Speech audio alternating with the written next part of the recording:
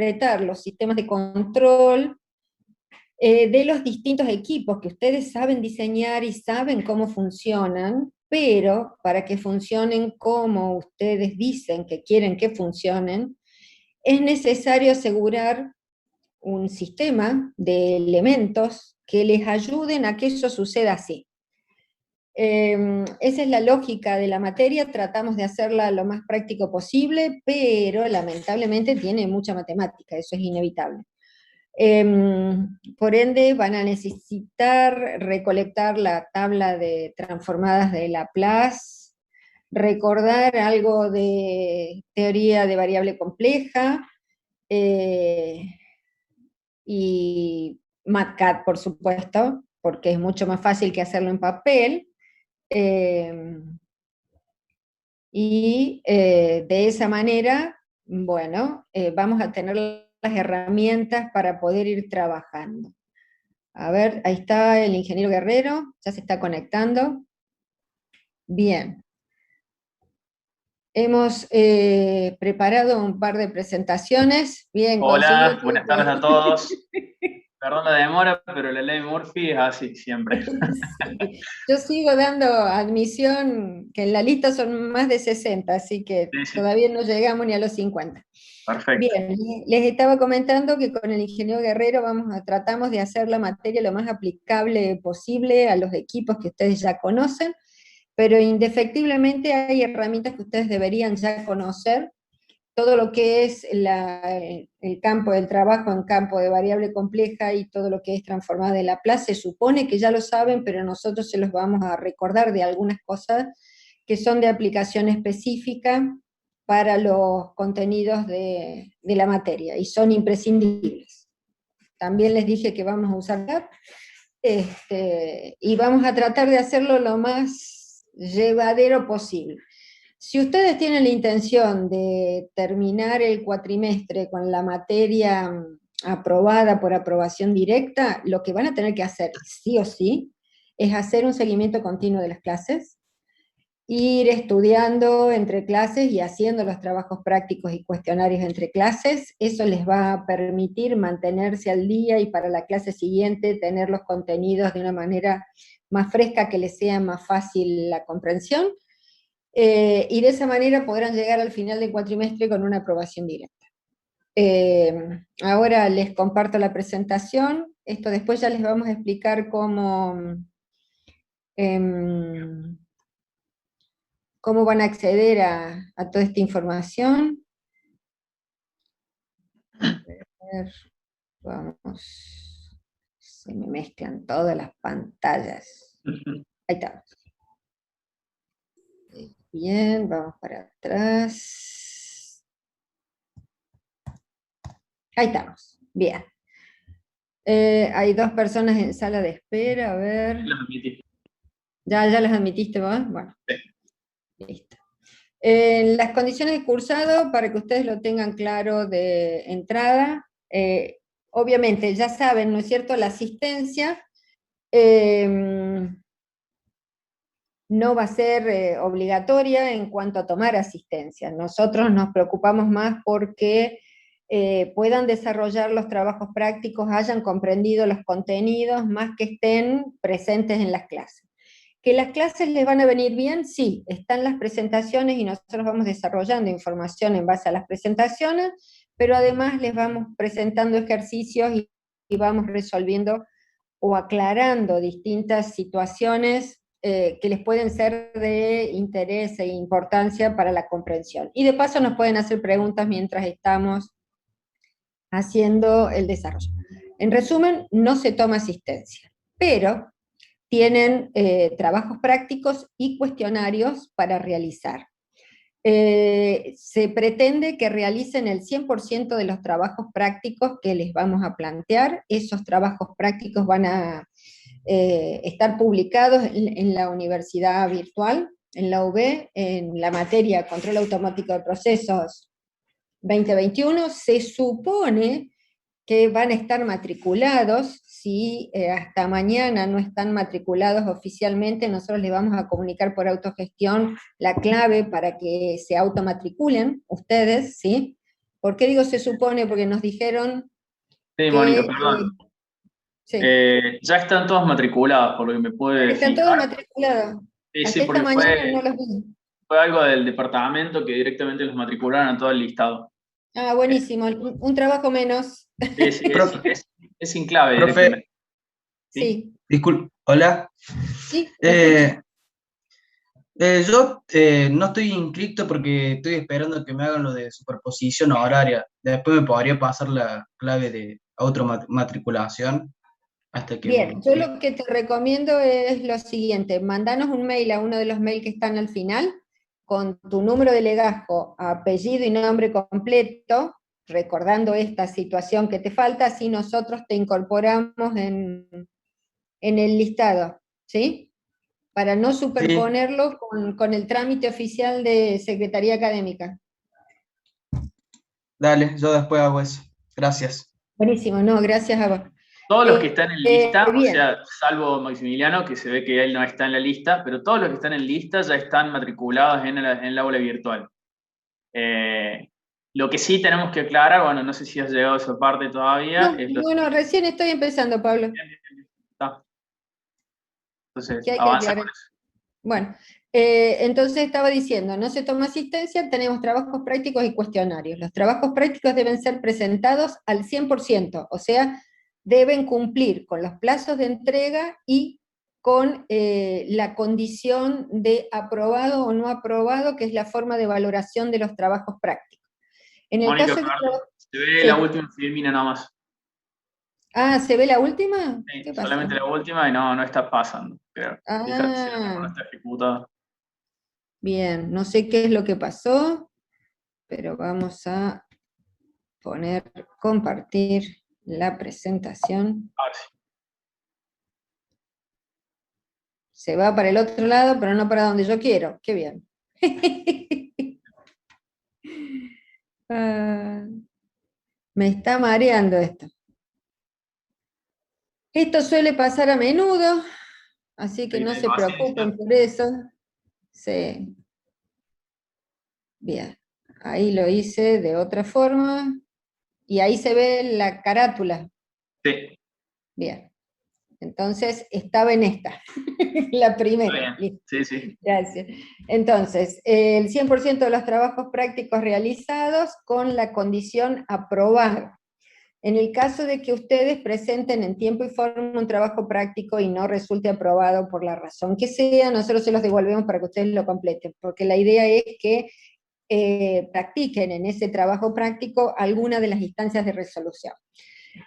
Todas esas actividades las vamos a habilitar, los trabajos prácticos, a subirlos en la universidad virtual directamente. Además están los cuestionarios.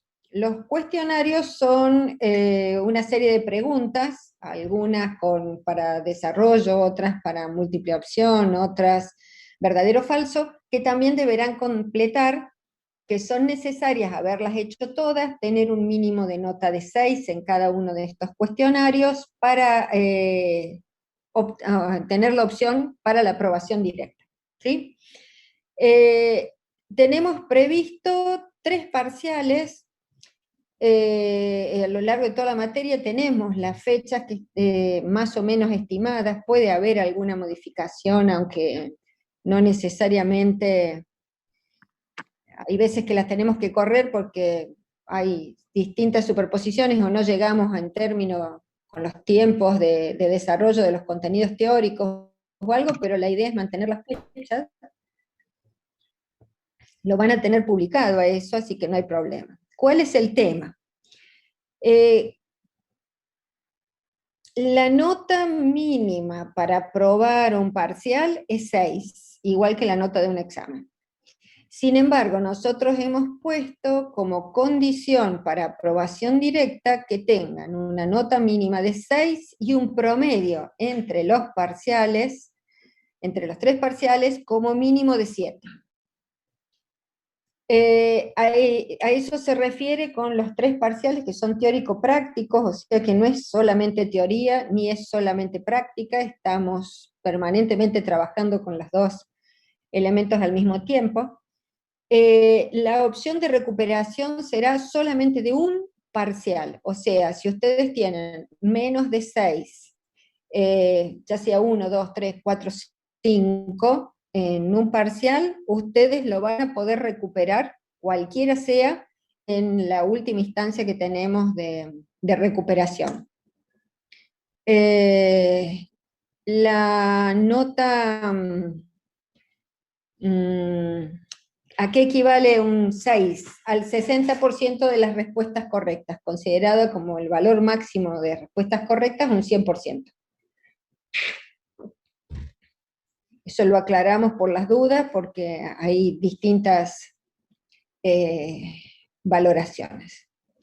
Esto es lo que les decía recién, que para aprobar o regular, una nota que 6 implica que no aprueba y debe recuperar. La opción es que un alumno que no aprueba y tiene por lo menos 4 en los parciales no tendrá aprobación directa, pero puede rendir la materia. Queda regular en la materia, pero puede presentarse a rendirla. Obviamente, si han ido siguiendo la materia durante el año, o cuatrimestre en realidad, yo les recomiendo encarecidamente que traten de optar por la aprobación directa. Es mucho más fácil y más sencillo para ustedes, aunque es mucho más trabajo para nosotros, pero es mucho más simple para ustedes. Bien, esto es lo que les decía. Si tienen los 3 parciales aprobados, pero tiene una nota menor a 7 de promedio, también va al examen. Y como los exámenes son teórico-prácticos, similares a todo lo que vamos haciendo durante el desarrollo de la materia, podemos decir que se promociona una parte y otra no. Y si tiene 7 o más de promedio, y tiene todos los trabajos prácticos presentados y aprobados, y tiene todos los cuestionarios hechos con una nota mínima de 6, entonces puede optar por la aprobación directa, que eso es lo que está aclarado aquí. ¿Sí? Hay situaciones muy particulares que nos han tocado, como por ejemplo, alumnos con algún problema de enfermedad que nos ha comunicado, entonces se ha tomado en consideración la situación, o por alguna dificultad académica, estuvo ausente en un parcial por superposición en otro examen de otra materia. Bueno, lo podremos ir teniendo en cuenta. Eso se refiere a las situaciones limítrofes y excepcionales, pero les recomiendo, por favor, que no nos decidir de decir no bajo la situación, por ejemplo, de que ya están previstos los parciales y las fechas estimadas, y nos dicen, no, en esa fecha tengo una competencia de vóley representando a la universidad. Porque sí, no le podemos decir que no, pero ese parcial que no van a estar presentes es el que van a tener que ir a recuperar, o sea, se nos va a complicar a todos ese trabajo. Bien, lo siguiente es los temas generales. Para hablarlos se pueden hablar directamente por la universidad virtual, aprovechando los foros de la universidad, que los pueden crear ustedes o los crearemos nosotros según las unidades donde surjan las consultas. ¿Por qué? Porque nos ha pasado el año pasado que al hacer las consultas por correo electrónico individuales no se las podemos enviar a todos indicándoles la respuesta, y habitualmente esas respuestas son de interés para todos. Entonces, en el fondo es mucho más fácil de hacer ese seguimiento teniendo los temas y se van respondiendo las consultas directamente. Los temas particulares, como por ejemplo esto que hablábamos recién, de que no estoy inscrito, tengo esta situación de superposición, etcétera, etcétera, lo pueden dirigir a los 2 o a uno de los correos institucionales del ingeniero Guerrero mío, para que nosotros atendamos esa situación. Obviamente, téngannos paciencia, no lo respondemos habitualmente de un día para el otro, pero rápidamente intentamos hacerlo porque estamos en el tema, digamos. Lo otro es que por una cuestión de comodidad hemos decidido tener un único vínculo para todas las clases, ¿sí? Así es más práctico para todos, en el sentido de que podemos en un único vínculo, a la hora que estamos fijando, miércoles y viernes a las 18 horas, obviamente miércoles y viernes dentro del calendario académico previsto, porque por ejemplo el miércoles que viene ya tenemos un feriado, para ir realizando las actividades. Lo que nosotros hacemos habitualmente es damos una parte de la clase como teórico y otra parte de la clase como práctico, o dependiendo de el tiempo que nos lleve desarrollar, puede haber una clase solo teórica o una clase solo práctica. ¿Sí? Eso dependerá de la situación. Nosotros les vamos a ir subiendo las presentaciones semana a semana para que ustedes la tengan para ir guiándose. Hay presentaciones en autogestión, pero como las hemos ido modificando y actualizando, yo les recomiendo que tomen lo que les va a vincular el ingeniero Guerrero desde la Universidad Virtual para el Drive con la información actualizada. ¿Sí? ¿Alguna duda al respecto de esto?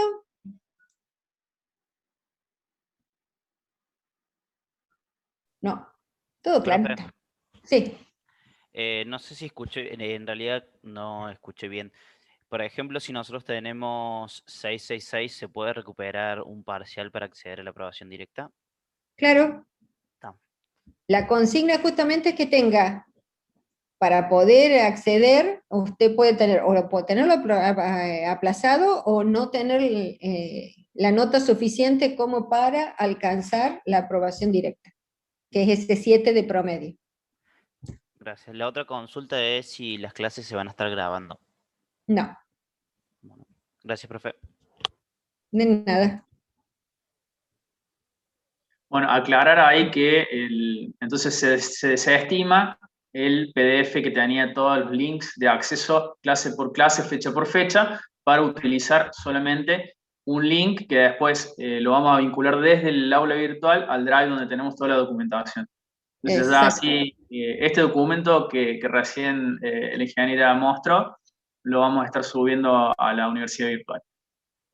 No es el documento, o sea, ninguno de los que está ahí son todos links hacia el documento por una cuestión de que desde el centro de cómputo nos pidieron que no subamos muchos archivos por la gran cantidad de megas que ocupan y bueno, todo en lenteza. Entonces, por eso son links hacia un drive que antiguamente les habíamos compartido directamente el acceso al drive, pero ahora es más conveniente hacerlo desde el aula virtual.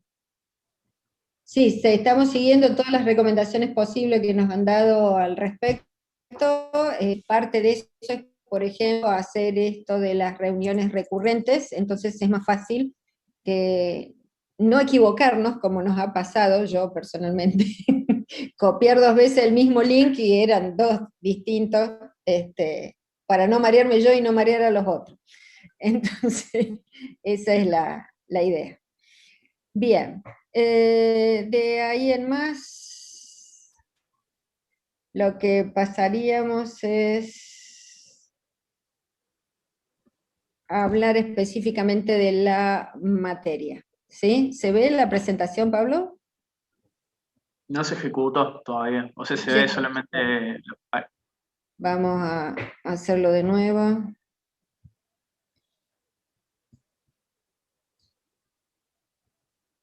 Esto que me han cambiado el teclado.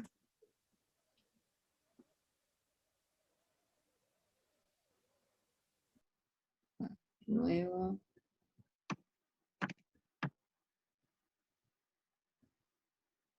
¿Ahí sí? No. No. No. Bueno, lo vamos a tener que hacer con la forma vieja entonces. Compartir pantalla, compartimos el desktop directamente, y ahí se ve. Sí, ahí bueno, sí. Bárbaro.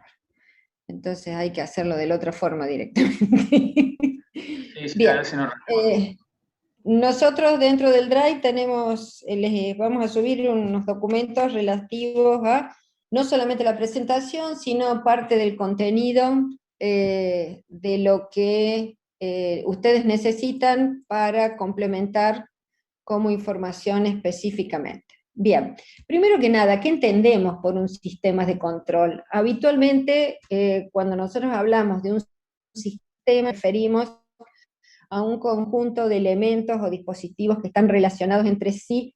Habitualmente nosotros los asociamos a un proceso productivo, pero no necesariamente, puede ser un equipo, una instalación específicamente, que tiene como objetivo autorregularse, autocontrolarse, mantenerse en funcionamiento dentro de ciertos parámetros, y por eso le llamamos sistema de control, porque es para que funcione en determinadas condiciones. Como todo sistema, tienen entradas y salidas, ¿sí? Vamos a tener alguna información que es la que va a entrar, y en esta caja negra, que es el sistema de control, va a tomar la decisión de cómo actuar para mantener las condiciones que quiere específicamente para obtener la salida. Nosotros acá tenemos, como ingenieros químicos, una gran disquisición. Utilizamos los gráficos de bloques en sistemas de control, pero un gráfico de bloques para un sistema de control no es un flow.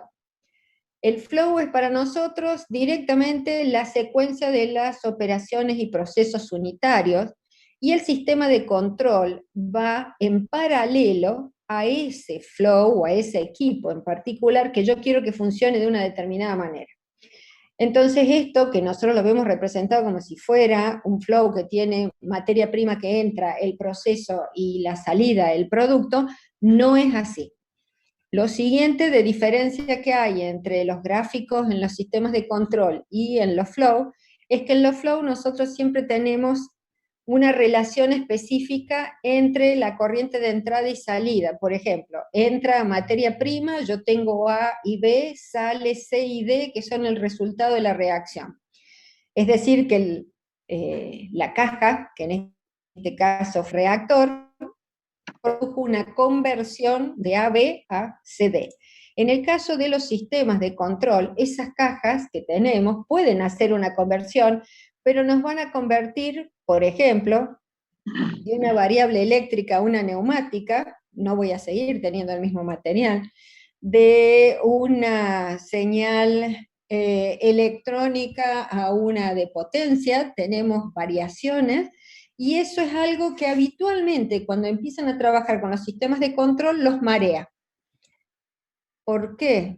Porque tratan de graficar la lógica del sistema de control como si fuera un flow. Entonces, de entrada les aclaro, los gráficos de los sistemas de control no son lo mismo que los gráficos de los flow, ¿sí? Entonces vamos a tener en cada una de lo que para nosotros son las corrientes en el flow, distintas variables, ¿sí? No van a ser corrientes de proceso nunca.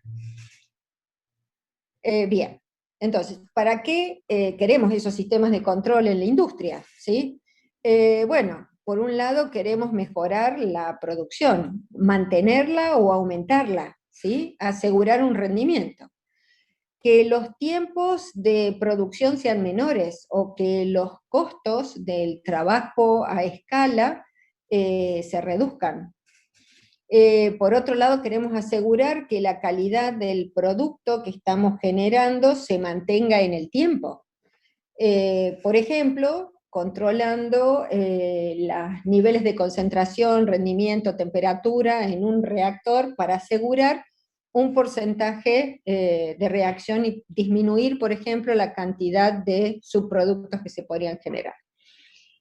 Obviamente, otra de las cosas importantes por las cuales nosotros querríamos trabajar con un sistema de control o controlar un equipo, es para que reacciones que pueden ser peligrosas, desmedidas o que pueden tener un riesgo muy grande para las personas, puedan ser realizados sin la presencia de las personas en ese entorno. Eso sería, por ejemplo, automatizar un proceso peligroso, o aquellos procesos que son tan repetitivos que no es necesario, o podríamos suplantar la intervención del hombre con el proceso automatizado. Otro de los temas es, si nosotros tenemos un proceso continuo de producción de alguna sustancia o algún material, ¿cómo podemos hacer para asegurarnos de que ese proceso se mantenga en esas condiciones en las cuales nosotros queremos que funcione, sin variaciones o con la menor cantidad de variaciones posibles. Bien. Lo ideal, ¿qué es lo primero que nosotros decimos o nos dicen cuando nos enseñan a diseñar un reactor, por ejemplo? Considere estado estacionario. No hay variaciones, ¿sí? Ahora mi pregunta es, ¿cómo hacen prácticamente para asegurar un estado estacionario en un equipo? Y justamente la idea de eso es a través de los sistemas de control, poder asegurar esas condiciones que nosotros utilizamos para diseñarlos, para que se mantengan efectivamente en el tiempo y puedan cumplir las condiciones de diseño que nosotros estamos planteando. Y obviamente, si se asegura la estabilidad del proceso, se asegura que todo aquello que pueda alterar ese proceso, que nosotros habitualmente le llamamos perturbaciones, puedan ser atendidos por el sistema de control y generen la menor variación posible en esa variable de salida del sistema de control. Si lo relacionamos con el reactor, como estábamos viendo recién, que esa perturbación, por ejemplo, aumentó el caudal de entrada de uno de los reactivos, que el porcentaje de reacción que se refleja en la salida del reactor no tenga mucha variación en cuanto a los caudales originales que estaban previstos, o que no varíe el rendimiento, pero que sí que varíe el caudal. Habrá que ver qué es lo que quiero controlar específicamente. ¿Hasta ahí se entiende la lógica? Con que hagan así, pongan una manito para arriba, Sí, buenísimo, profe. de 10. Bien, acá tenemos, por ejemplo, un equipo. Esto es lo que yo les decía, que nosotros tenemos aquí, un equipo, es un intercambiador de calor, tenemos la corriente de proceso de entrada, la corriente de proceso de salida. Esto es para nosotros el flow, ¿sí? Y acá tenemos el vapor con el que entra, que es el medio calefactor, y la corriente de salida del fluido calefactor en este caso. Eso es lo que nosotros conocemos, esto acá así, sin esto así, es lo que nosotros conocemos como los flow, ¿sí? Lo que graficamos. Ahora, todo esto que nosotros tenemos acá es lo que está planteado como el lazo de control. ¿Qué es lo que está haciendo este lazo de control? Bueno, parte de lo que vamos a hacer es después aprender a leerlos para poder interpretarlos y graficarlos, pero aquí tenemos. Aquí hay un contacto físico con la corriente de salida, que es a la cual yo quiero mantener a una determinada temperatura. Esto que tenemos aquí es un sensor de temperatura, que lo que va a hacer es identificar cuál es el valor de temperatura que tiene la corriente de salida, esta que tenemos aquí. Ese valor de la corriente de salida va a ser comparada con un punto de referencia o seteo, set point, como le decimos habitualmente. Este equipo habitualmente le llamamos controlador, que es el que va a tener la referencia de a qué temperatura quiero que salga esa corriente. Con esa diferencia entre la temperatura de seteo y la temperatura real que tiene la corriente de salida, va a enviar y se va a comunicar a la válvula para que la abra o la cierre, para permitir el paso de mayor cantidad de vapor cuando la abre, o disminuir la cantidad de vapor si la cierra o regula el porcentaje de apertura de la válvula. De esa manera, si pasa más vapor, va a pasar más vapor, va a haber más calor entregado aquí dentro del intercambiador de calor, y por ende, lo que está ingresando debería recibir más calor, y cuando vuelve a censar el instrumento en la corriente de salida, debería haber aumentado la temperatura. Si aumentó la temperatura al compararla con el punto de seteo, debería haber cada vez menos diferencia, y por ende aquí en algún momento debería decir pare de movilizar la válvula, y esto continúe en permanente trabajo. Y eso es lo que va a hacer de que, ante una variación en la temperatura de la corriente de entrada, que como ven no le está midiendo, obviamente va a variar la temperatura de salida aquí del intercambiador.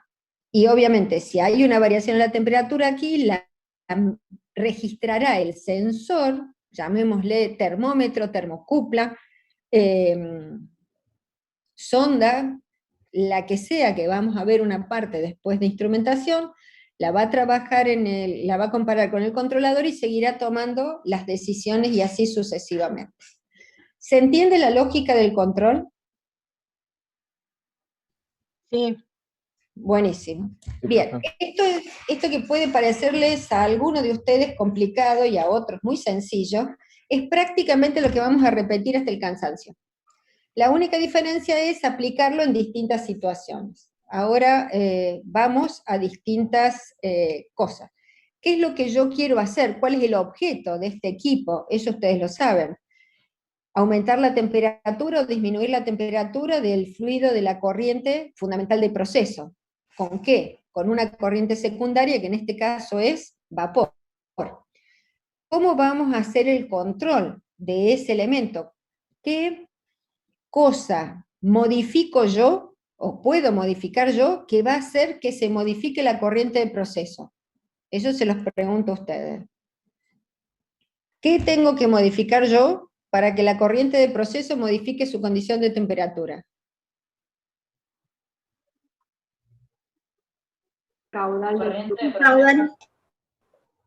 El caudal de vapor, exactamente. Entonces eso es lo que yo puedo manipular o controlar, ¿sí? Porque lo que yo abro o cierre la válvula, o lo haga el controlador, es lo que me va a permitir aumentar o disminuir el caudal de vapor.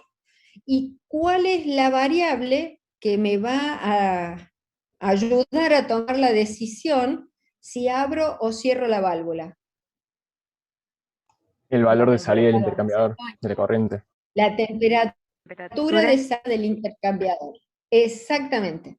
Entonces, eso que para nosotros en el flow es la variable de salida, para el sistema de control termina siendo la variable controlada porque es la que yo mido, ¿sí? Que es la del proceso. También le llamamos variable de entrada del sistema de control. Entonces ahí se nos empiezan a mezclar que es la entrada del proceso, pero no es la entrada del sistema de control. Bien, entonces aquí tenemos la variable que nosotros vamos a censar o medir, y que es la que va a condicionar el funcionamiento de lo que nosotros podemos manipular o modificar, que en este caso es la corriente de vapor. ¿Qué cosas pueden provocar perturbaciones, alteraciones en toda esta situación? Puede ser, sí, la más simple sería que se modifique el caudal de entrada, de la corriente de entrada del sistema, sí, es posible, pero por el solo funcionamiento de los equipos sabemos que pierden con el tiempo características o propiedades, por ejemplo, se modifica por suciedad o por incrustaciones la capacidad de intercambio de las placas internas, o porque se pierden las condiciones de aislación con las que estaban originalmente de diseño y por ende no cumple con las características de aislación y parte de la temperatura o el calor que le estoy entregando al fluido se está perdiendo hacia el ambiente. Todas esas cosas son perturbaciones. O que está diseñado el sistema para estar a una temperatura promedio ambiental de 25 grados y estamos teniendo temperaturas promedio ambientales de 10 grados. Hay una pérdida de ese calor hacia el ambiente y por ende hay una ineficiencia en la transferencia de calor hacia el fluido, por ende vamos a necesitar modificar la corriente de vapor. Hasta acá de lo que he planteado, ¿hay algo fuera de su conocimiento, percepción, lógica o lo que quieran llamar? No, profe. Buenísimo, genial, Profe, me encanta. Sí. Una consulta, en el controlador. Sí, en este. Yo, sí, no seteo una temperatura fija, sino un valor máximo y mínimo. Habitualmente, la realidad es que usted tiene un valor de seteo. Usted quiere que el equipo funcione a una temperatura, por ejemplo, 27 grados Celsius. ¿Qué es lo que sucede? Según cómo esté diseñado el sistema de control, usted va a poder trabajar en un rango de valores alrededor de la temperatura de seteo. ¿Eso qué quiere Claro, decir? Que sería te va a trabajar en más... Sí. La histéresis del equipo, o sea, la histéresis del aparato, digamos, ¿o no No es eso? necesariamente. Ah, listo, listo. ¿Por qué le digo que no necesariamente? Porque en realidad nosotros podemos tener la